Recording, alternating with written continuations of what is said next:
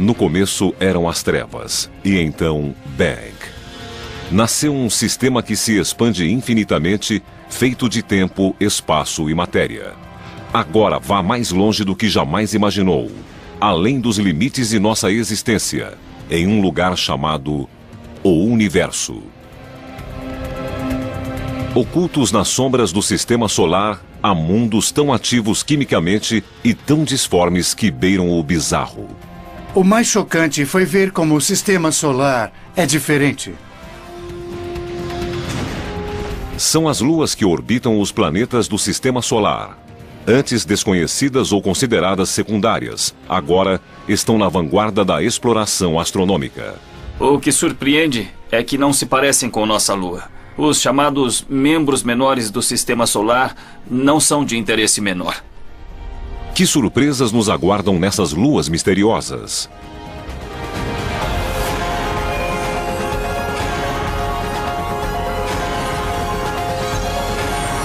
O Universo. Luas misteriosas. Nosso sistema solar foi sempre um terreno fértil para escritores de ficção científica.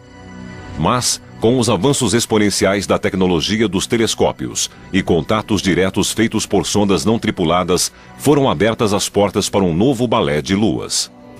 A maioria gira para um lado, algumas giram para o outro, todas em ritmos diferentes, passando umas pelas outras. As internas ultrapassando as externas.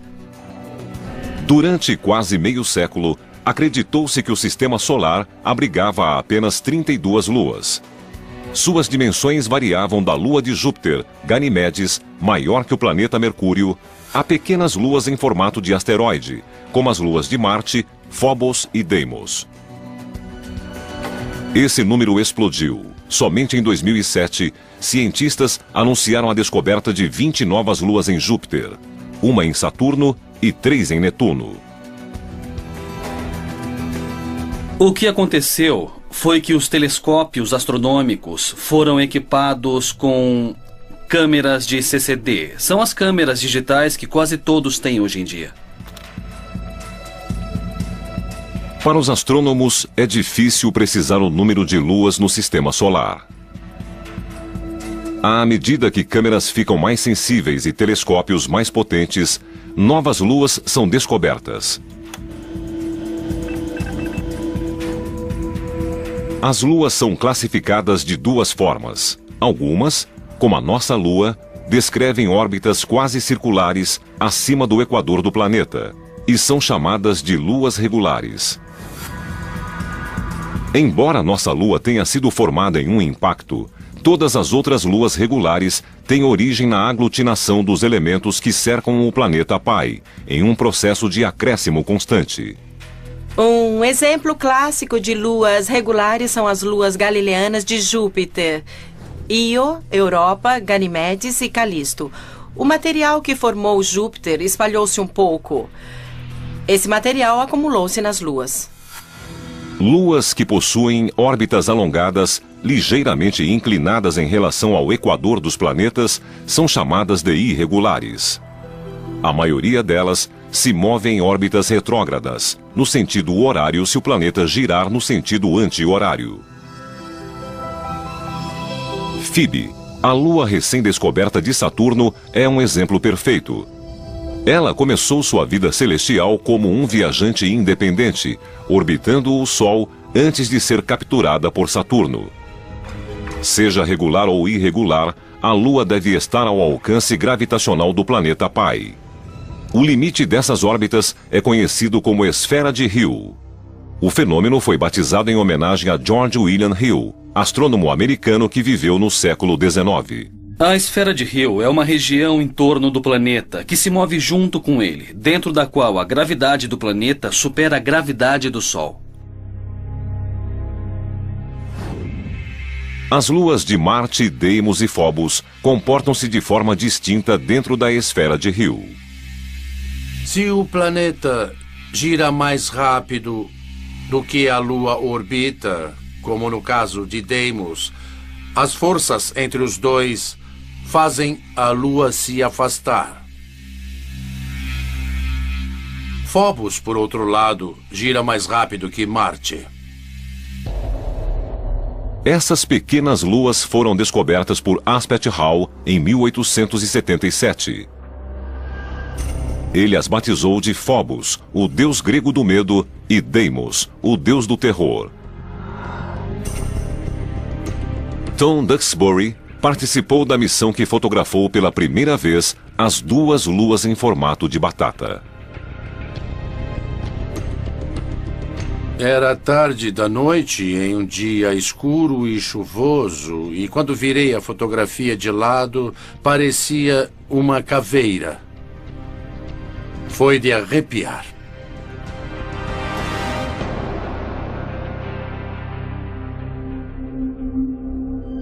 Phobos está numa espiral da morte. Ela orbita a apenas 6.000 quilômetros da superfície de Marte. Nenhuma outra lua está tão perto de um planeta no sistema solar. Se nossa lua estivesse a essa distância da Terra, ela pareceria 20 vezes maior. Sua órbita duraria horas. Não dias como é agora, mas horas. E a lua cheia tomaria o céu.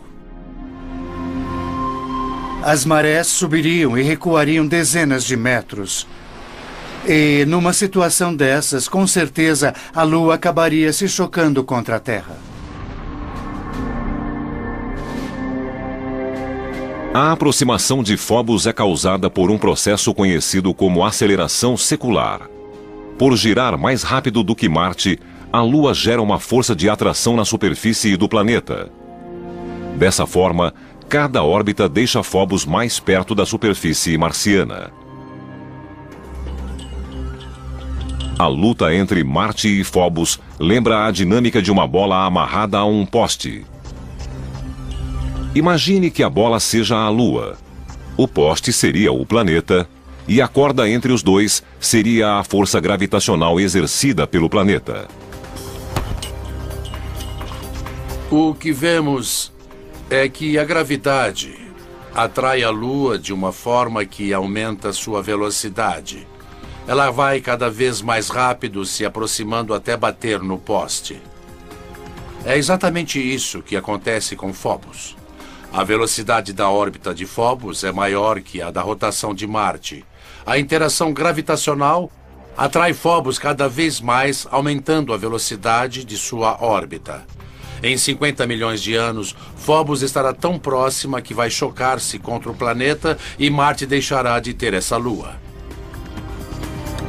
Por outro lado, Deimos, a lua mais distante, tem uma órbita mais lenta do que a rotação de Marte. É como se desenrolasse o fio, e o que vemos é Deimos se afastando cada vez mais de Marte. Por fim, Deimos será tirada de Marte pela gravidade do Sol, ou seja, com o tempo, Marte não terá nenhuma lua.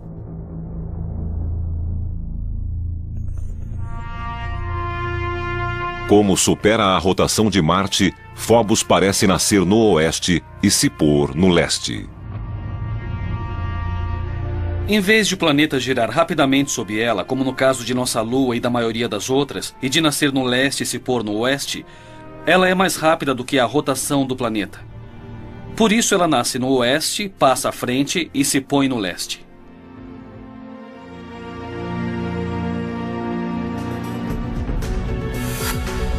$50 milhões de anos se passarão antes de Phobos desaparecer.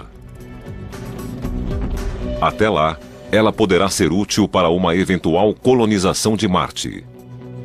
O escritor Arthur C. Clarke cogitou esta possibilidade no livro As Areias de Marte. Embora não haja motivo para a colonização de Phobos, sua proximidade com Marte a tornaria um ponto de parada natural. Sob o aspecto gravitacional, é muito mais fácil ir a Phobos, que não tem gravidade, do que enfrentar a gravidade de Marte para descer no planeta.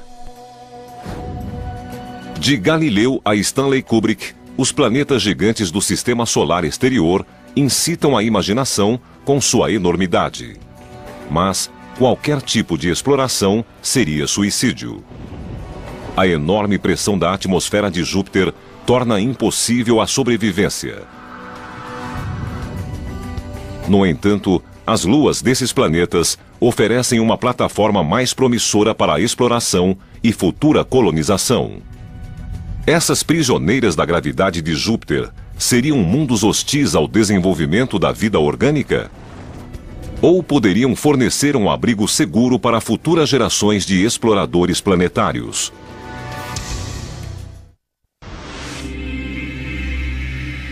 Até pouco tempo, pouco se sabia sobre as luas dos gigantes de gelo e gás. Grande parte delas permanecia oculta no brilho de seus planetas. Agora, telescópios modernos e a exploração espacial não tripulada revelaram um reino ocupado por inúmeras luas, de mundos esféricos semelhantes a planetas, a luas disformes com apenas 50 quilômetros de extensão. Júpiter, o maior planeta do Sistema Solar, é um ímã de luas. Tudo começou 4 bilhões e meio de anos atrás, com uma enorme nuvem gasosa que colapsou em si mesma.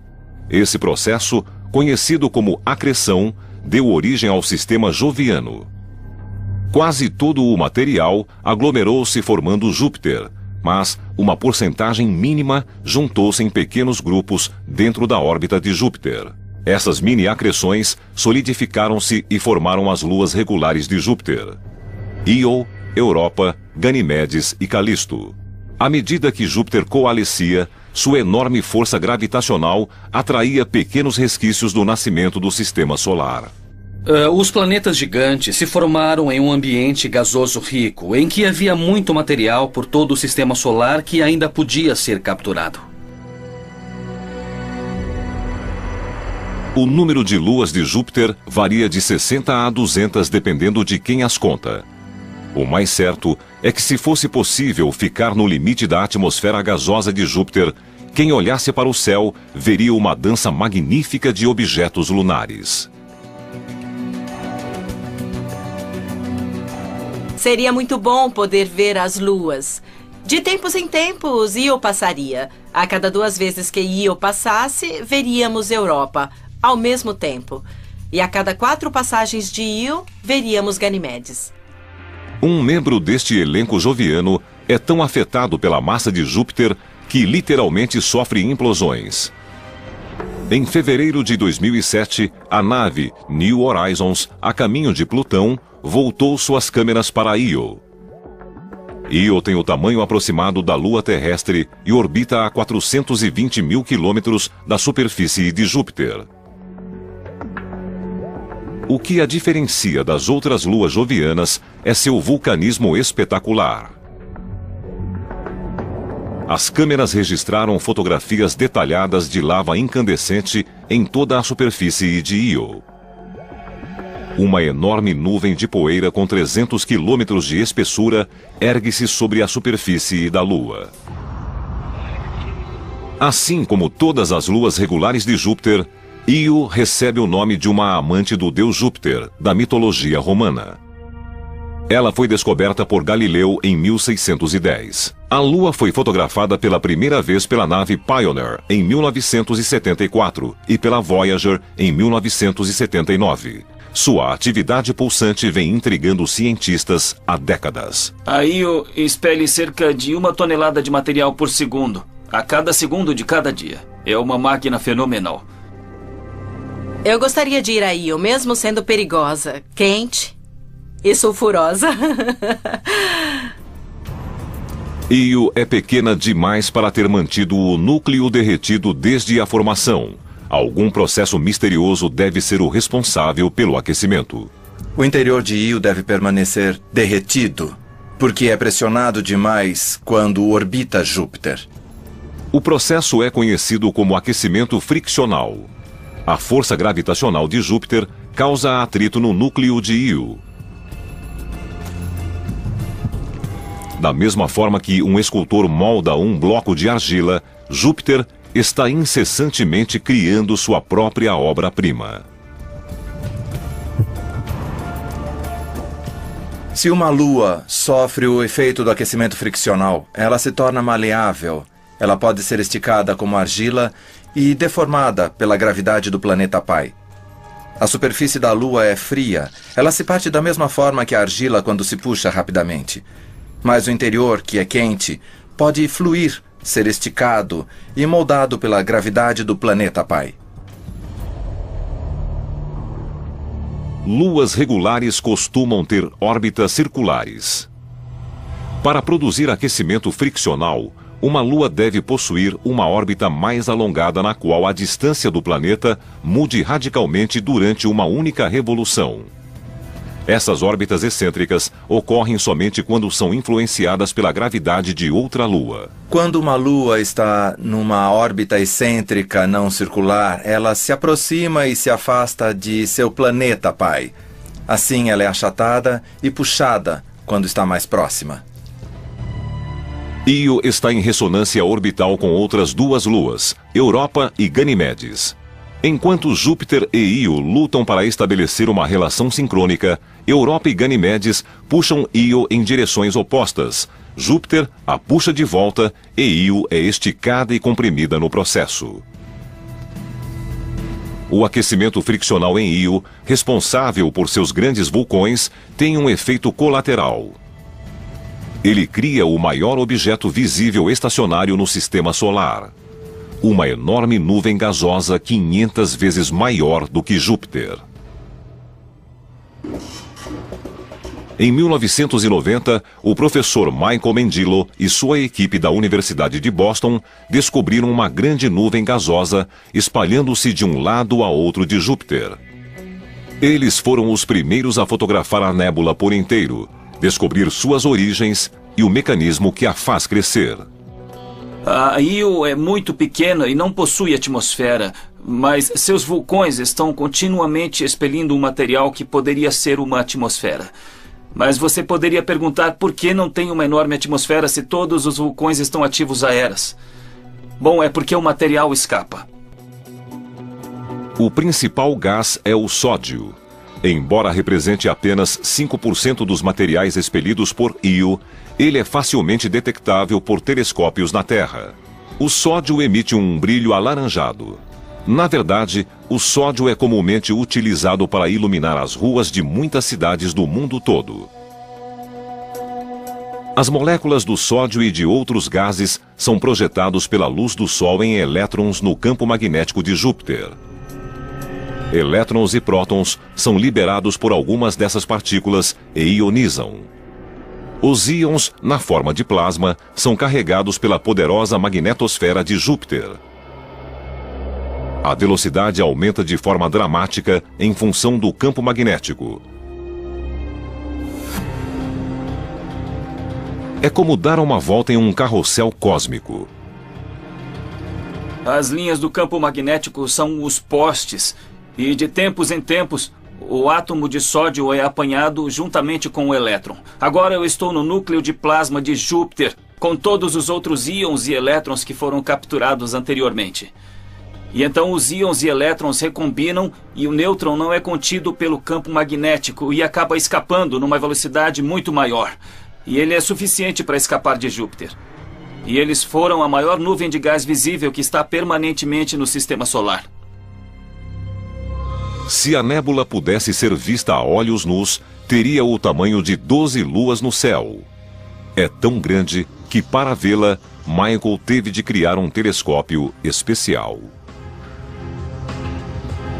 Na verdade, para se ter um grande campo de visão, só precisamos de uma pequena lente. O binóculo nos dá um grande campo de visão.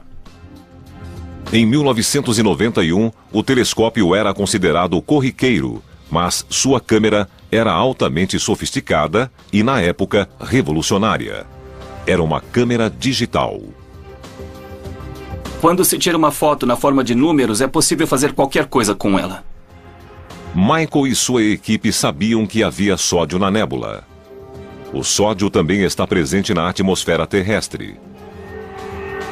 Eles conseguiram comparar imagens digitais das atmosferas da Terra e de Júpiter e criar uma imagem da nébula. Seria muito difícil fazer isso com apenas 2 fotografias em papel, mas com as câmeras digitais revolucionamos a forma de processar as imagens.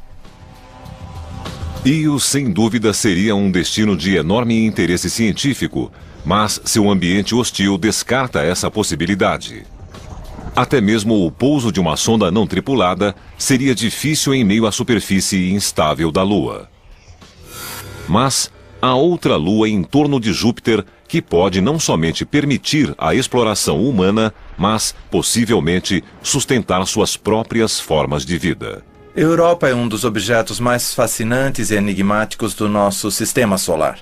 Totalmente diferente de qualquer outro lugar e diferente de qualquer coisa na Terra.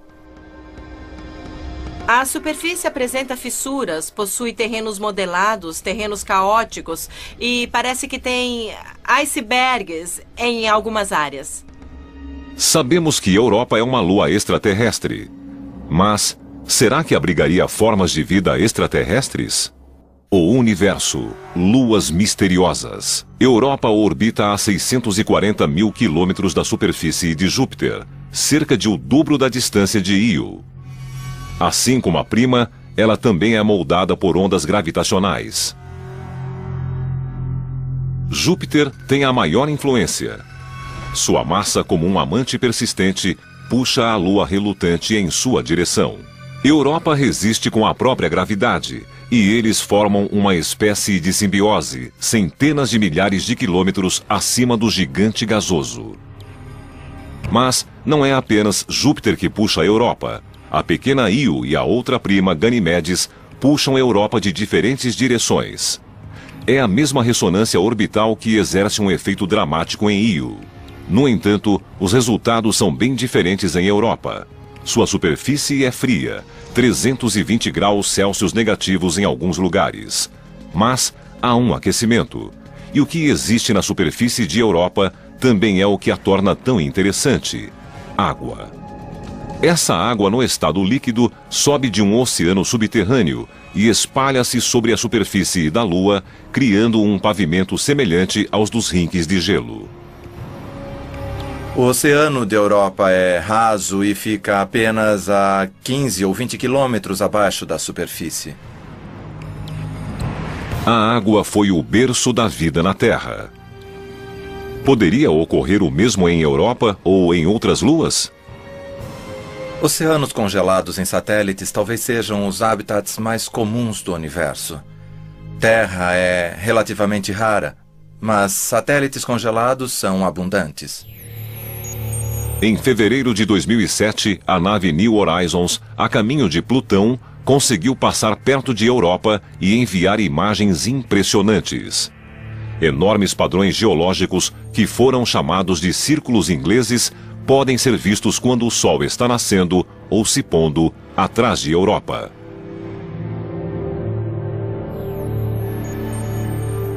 Eles são muito grandes.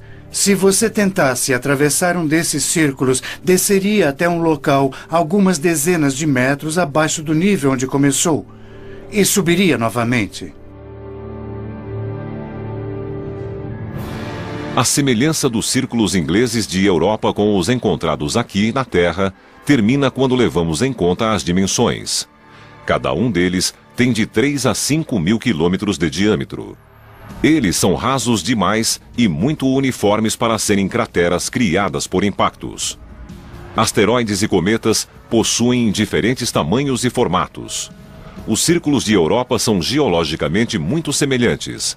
Embora nada tenha sido provado, tudo indica que a grande massa de Júpiter seja a responsável por eles. Supõe-se que o gelo que cobre a Europa não é preso ao núcleo da Lua. Em vez disso, flutua sobre o oceano abaixo como um iceberg esférico. A região polar teria sido moldada por Júpiter e, ao longo de centenas de milhares de anos, deslocado-se em direção ao Equador.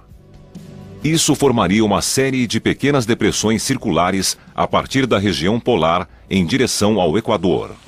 Se a crosta de gelo em Europa possuir estrutura semelhante aos icebergs na Terra, a maior parte dela estará abaixo da superfície do oceano. Isso teria enormes implicações para explorações futuras. Significa que abaixo dela deve haver uma quantidade de gelo 8 ou 9 vezes superior para que esse tipo de topografia exista. A teoria do iceberg derruba a crença de que o oceano de Europa pode ser facilmente alcançado através de uma fina crosta. O mapeamento por radar e por radiação ultravioleta será ainda mais importante antes que uma sonda pouse na superfície da Lua. Futuros exploradores terão de procurar os pontos por onde a água do oceano chega à superfície e, a partir deles, encontrar um meio de chegar a ele.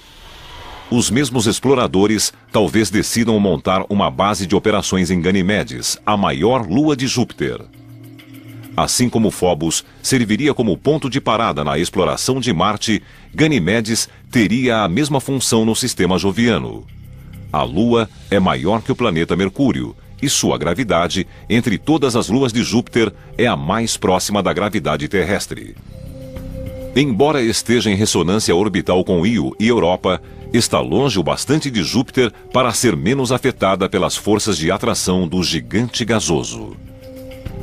Em Ganimedes poderíamos, digamos, pousar em uma grande cratera e construir uma região protegida por um domo, impedindo a entrada das partículas carregadas do sistema joviano e criando um local seguro para estudar não só Ganimedes em si, seu campo magnético, seu interior e sua geologia, mas o sistema de Júpiter como um todo.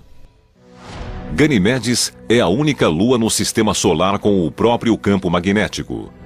Para que isso seja possível, ela deve possuir massa suficiente e um núcleo aquecido. A massa é visível, mas não se sabe exatamente de onde vem o calor. Ganimedes sofre influência das forças de atração tanto de Io como de Europa. No entanto, medições feitas em sua órbita indicam que ela é esférica o bastante para evitar as deformações sofridas pelas luas menores. Imagina-se que aconteceu alguma coisa no passado de Ganimedes que mudou ligeiramente sua órbita. Talvez essa irregularidade tenha ficado fora de controle por algum tempo e gerado muito calor no interior da Lua, aquecendo o núcleo.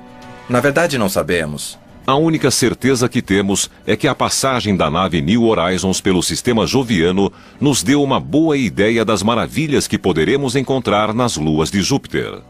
Cientistas aguardam com ansiedade o dia em que uma sonda descerá em uma dessas luas e começará a revelar os segredos desses mundos misteriosos. Outra lua gelada orbita o gigante gasoso Saturno. Ela é pequena demais para manter a própria atmosfera, mas isso não a impede de se aproveitar da atmosfera de seu planeta pai. Encélado, embora muito pequena, tem o nome de uma tribo de gigantes da mitologia grega. Assim como Io e Europa, Encélado tem uma órbita excêntrica em torno de seu planeta pai, Saturno. As forças de atração de Saturno esticam e puxam a pequena lua, gerando calor em seu interior. Mas, diferente de Io, o material fundido não é expelido para uma nuvem gasosa. A água também não aflora do mesmo modo que em Europa. Na verdade, Encélado lança a água em jatos na atmosfera de Saturno. Nós chamamos de vulcão. É mais como um geyser. O vapor de água fica, então, orbitando a pequena lua ou, devido à proximidade com Saturno, é atraída ao planeta pela gravidade. A partir do trabalho desenvolvido no estudo de Io, Michael Mendilo e sua equipe na Universidade de Boston voltaram as atenções para o efeito de Encélado sobre a atmosfera de Saturno. Descobrimos que a água é um excelente catalisador para recombinar íons e elétrons. Antes de Cassini, cientistas baseavam-se em modelos feitos pelo computador para determinar as condições atmosféricas em torno de Saturno. Mas os dados da missão indicaram que a ionosfera do planeta tinha apenas 10% do tamanho estimado pelos cálculos. A água gelada expelida por Encélado neutraliza as partículas carregadas na ionosfera de Saturno. Autorização confirmada. Decolar. Assim, os cientistas descobriram quase por acaso o efeito exercido pela água na atmosfera terrestre. Em 1973, quando a NASA lançou seu laboratório espacial, também lançou pela última vez o foguete Saturno V, o foguete da Lua. E nunca antes um veículo espacial havia queimado combustível até atingir a ionosfera. Aquele motor gigantesco lançou 1 tonelada por segundo de vapor d'água na ionosfera. E a ionosfera quase desapareceu naquele dia. O foguete abriu um buraco na ionosfera terrestre, a camada superior da atmosfera. Foram necessárias 24 horas para a radiação ionizante do Sol fechar esse buraco. No entanto, em Saturno, onde Encélado lança continuamente 6 toneladas de água por minuto na atmosfera, os efeitos são marcantes. Não existe a possibilidade de Encélado acabar completamente com a ionosfera do planeta pai. Mas esta lua minúscula, com apenas 500 quilômetros de diâmetro, chamou a atenção da comunidade científica e do próprio Saturno. Enquanto nos preparamos para enviar sondas a Phobos e Europa e para estudar dados de Titã, Encélado e Io, um grupo totalmente novo de luas está literalmente entrando em universo. Luas misteriosas. Antes dos anos 1990, grande parte dos astrônomos acreditava que havia apenas 34 luas no sistema solar. A maioria delas era regular como a nossa, corpos esféricos em órbita do planeta pai, seguindo a mesma direção de sua rotação. Mas alguns desses satélites são conhecidos como luas irregulares. Essas luas incomuns seguem órbitas alongadas. Muitas vezes, elas são inclinadas e têm direção oposta à rotação do planeta. Elas parecem batatas voadoras, lascas ou amontoados disformes. Elas foram difíceis de achar até agora porque são muito pequenas e também costumam ser muito escuras. O advento da fotografia digital e o uso de instrumentos ópticos mais sensíveis mudaram o terreno lunar em uma década. O Dr. Brett Gladman, da Universidade da Colômbia Britânica, descobriu sua primeira lua irregular em 1997 no Observatório Palomar. Desde então, ele trouxe à luz 17 objetos que eram desconhecidos no sistema solar. Detectamos objetos no sistema solar exterior, observando sua movimentação em relação às estrelas e galáxias de fundo, que são estacionárias. Então, se tirarmos uma foto do céu, esperarmos 1 hora e tirarmos outra foto, nenhuma das estrelas na galáxia terá se movido. Mas objetos distantes no sistema solar exterior terão se deslocado de forma visível entre as duas imagens. Assim, comparando as duas fotografias, veremos, como neste caso, um objeto móvel. O objeto pode ser um cometa ou um asteroide, ou, se orbitar um planeta de modo retrógrado, uma nova lua irregular. Outra diferença importante entre as luas regulares e irregulares é que as irregulares são capturadas. Elas se formam de modo independente do planeta em torno do qual orbitam e, provavelmente, fizeram parte dos detritos gerados na formação do nosso sistema solar. Phoebe, a maior lua irregular que orbita Saturno, é um exemplo clássico. Phoebe orbita bem longe de Saturno. Tem órbita elíptica e muito inclinada. Tem direção retrógrada. Imagens da Voyager indicam que ela parecia ter sido um asteroide. E todos imaginavam que era um asteroide que havia sido capturado. Agora sabemos, por causa de Cassini, que é um corpo muito rico em água congelada. Isso praticamente exclui o cinturão de asteroides. Imagina-se que Phoebe poderia ter vindo do cinturão de Kuiper, nos limites do sistema solar. Imagina-se que o cinturão de Kuiper contenha os detritos da formação do sistema solar. Ele gira em torno do Sol, além da órbita de Plutão. No entanto, outra teoria sugere algo totalmente diferente. É muito mais provável que Phoebe tenha se formado numa órbita independente em torno do Sol e depois capturada na órbita de Saturno, enquanto os outros objetos se formaram próximos de Saturno ou foram incorporados pelo planeta ou ejetados do sistema solar. Phoebe então seria composta dos detritos planetários que flutuavam em torno de Saturno na época de seu nascimento. Por causa disso, deve possuir um material diferente de algumas das luas irregulares que orbitam Júpiter. Se for este o caso, seria possível discernir e comparar os diferentes ingredientes que deram origem a esses dois gigantes gasosos. Atualmente, 3 teorias tentam explicar como Phoebe e outras luas irregulares perderam sua independência. 2 delas sugerem que elas foram capturadas quando o sistema solar estava em formação e os planetas ainda eram um acúmulo de bolhas de gás e detritos. A teoria do arrasto gasoso é a mais direta. Gases densos circulavam em torno do planeta em formação quando um cometa, asteroide ou uma combinação dos dois passou através da mistura gasosa. Nós sabemos que os planetas gigantes construíram seus sistemas de satélites em grandes discos em torno deles, uma espécie de mini-sistema solar ao redor de cada planeta. E o gás e a poeira presente nesse disco também funcionam como fontes de atrito, onde planetesimais de passagem reduzem a velocidade, são capturados e entram em órbita.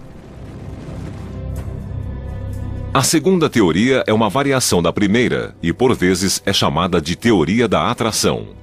Neste caso, em vez de ser capturado ao passar pelos gases em acreção, o objeto é puxado para a órbita do planeta em formação pela força gravitacional crescente.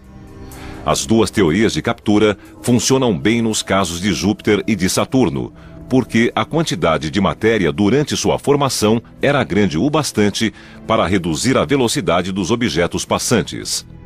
Mas o mesmo não acontece nos caos de Netuno e de Urano. Devido ao frio extremo, os 2 planetas formaram-se muito mais lentamente, e é difícil acreditar que os materiais aglutinados possuíam massa suficiente para deter um objeto em movimento no sistema solar. No entanto, os 2 planetas possuem luas irregulares. Assim surgiu uma terceira teoria, a da interação de 3 corpos. Descobrimos que muitos objetos são, na verdade, mais que um objeto. Costumam ser 2 objetos, normalmente. Isso ocorre porque eles têm mais ou menos o mesmo tamanho e têm uma relação binária. Em vez de ser um objeto grande com um objeto pequeno em torno dele, assim, deste jeito, são 2 objetos do mesmo tamanho girando numa órbita comum aos 2, em torno de um baricentro. Um par binário existe quando 2 objetos do mesmo tamanho estão próximos o bastante do baricentro para evitar que um terceiro objeto de dimensões maiores o separe. Mas, quando um dos elementos do par binário é consideravelmente maior que o outro, um terceiro elemento de maior porte tem uma chance maior de separá-los. O menor tenderá a descrever uma órbita muito maior que o manterá mais distante. Isso faz com que o objeto menor se aproxime o bastante do planeta para ser capturado, enquanto o parceiro é lançado em uma órbita independente. Uma lua, no entanto, parece desafiar a classificação. Tritão descreve uma órbita retrógrada em torno de Netuno, no sentido oposto à rotação do planeta. Isso a tornaria uma lua irregular. No entanto, ela é esférica e orbita próxima ao Equador em uma circunferência quase perfeita. Essa é a descrição clássica de uma lua regular. Ela também emite misteriosos jatos gelados, indicando que já tinha sido ou possivelmente ainda seja vulcanicamente ativa. O universo, luas misteriosas. Antes que Voyager 2 fosse ao sistema solar exterior, Tritão era considerada uma bola rochosa sem vida de tamanho aproximado ao de nossa Lua. Quando a nave enviou fotografias revelando um mundo com montanhas, falhas geológicas e fissuras indicativas de movimento tectônico, além de uma atmosfera densa, todos ficaram impressionados. Forças geológicas, comumente associadas a planetas muito mais quentes e maiores, podem estar ocorrendo em uma lua congelada ligeiramente maior do que a nossa. A Voyager não detectou vulcões ativos em 1989. No entanto, assim como em Encélado, periodicamente surgem geysers na superfície do satélite. A maior surpresa não é a ocorrência dos processos geológicos em si, mas o fato de acontecerem em uma lua irregular como Tritão. A maioria das grandes luas no sistema solar são satélites regulares, com exceção de Tritão, a maior lua de Netuno, que orbita no sentido errado. Por isso, imagina-se que Tritão seja um objeto capturado. Uma lua capturada que age como uma lua regular. Como um objeto do tamanho de Tritão reduziu tanto a velocidade a ponto de não passar pela atmosfera de Netuno ou de colidir diretamente contra o planeta.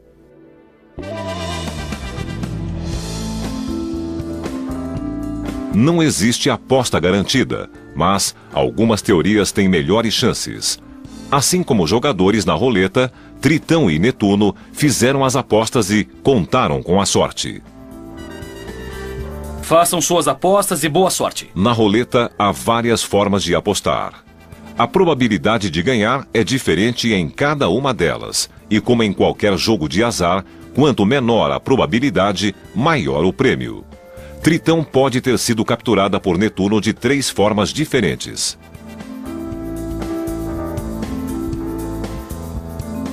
As 3 hipóteses são fisicamente possíveis, mas a primeira ideia de um arrasto gasoso é a menos provável, simplesmente porque o intervalo de tempo em que Netuno teve um disco de gás e poeira que poderia ter capturado a prototritão foi muito pequeno. A chance seria muito pequena. Seria como apostar no zero verde da roleta. É mais provável que a prototritão, em algum momento da história do Sistema Solar, tenha se chocado com um grupo de satélites gelados e essa colisão tenha originado o Tritão. Seria como apostar nos 12 primeiros números da roleta. Há uma chance em 3 disso ter acontecido. A melhor aposta é nos números pares.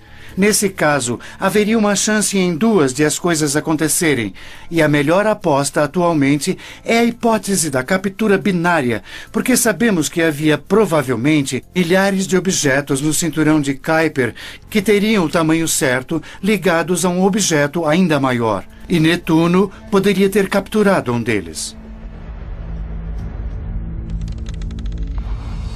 Ninguém sabe qual foi o número vencedor nos primeiros dias do Sistema Solar, quando Netuno capturou Tritão. No entanto, assim que começou a orbitar o planeta de forma irregular, Tritão começou a destruir tudo em seu caminho. Netuno não tem um sistema de satélites muito regular. Imagina-se que a captura de Tritão atrapalhou o que teria sido um sistema regular, como o de outros planetas. É como se Tritão tivesse ficado irritada com a perda da liberdade e descontado nas outras luas de Netuno. Mas de onde veio essa lua teimosa? Dados da Voyager 2 indicam que a densidade de Tritão é praticamente igual à de Plutão. Isso revela uma identidade que nenhuma outra lua comum possui. Suspeita-se que Plutão e Tritão sejam ambos objetos originários do cinturão de Kuiper. O sistema solar exterior era composto de objetos grandes indo em várias direções, e alguns deles formaram os planetas gigantes, outros foram lançados ainda mais longe, para onde estão até hoje, no cinturão de Kuiper. Colisões, acreções e capturas reduziram o que já foi uma grande estrada de materiais de construção planetária. No início da história do Sistema Solar, o cinturão Kuiper deve ter tido objetos muito maiores, acumulando uma massa equivalente a 50 terras. O cinturão atual tem massa menor que a de uma terra. O que resta no cinturão de Kuiper é tão antigo quanto o próprio Sistema Solar. O material que compõe os objetos binários, estilhaços de colisões e até mesmo algumas luas desconhecidas não mudou nos últimos 4 bilhões de anos. É incrível como as luas são diferentes no Sistema Solar exterior. Na primeira vez que eu fui a um instituto de astronomia nos anos 60, não havíamos visto nenhuma das luas. Eram pequenos pontos no telescópio. Por isso não fazíamos ideia da diferença. O mais chocante é conhecer a variedade existente no Sistema Solar. Isso surpreendeu muito a mim e a todos daquela época. Ao retornarmos para casa, voltando dos limites gélidos do Sistema Solar, impressionados com a vastidão do universo e a majestade dos planetas, vale a pena fazer uma pausa para admirar os pequenos mundos nas sombras. Essas luas distantes, antes consideradas secundárias, guardam mistérios que a curiosidade humana terá de desvendar.